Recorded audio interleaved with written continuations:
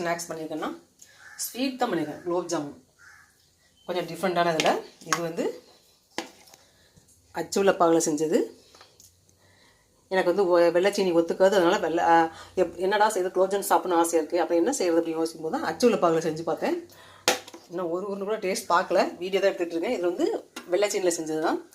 இப்படி வந்து அகலமான கொஞ்சம் பாத்திரத்தில் குட்டி குட்டியாக உள்ளதில் வந்து சேஞ்ச் பண்ணி வச்சிட்டோன்னா உருண்டு வந்து உடையாமல் வரும். அதுதான் அப்படி செஞ்சு மாற்றி வைக்கிறது. இல்லைன்னா ஒரே பத்தில் வைக்கும்போது அடியில் உருண்டை ஃபுல்லாக எடுக்கும்போது உடஞ்சிரும்.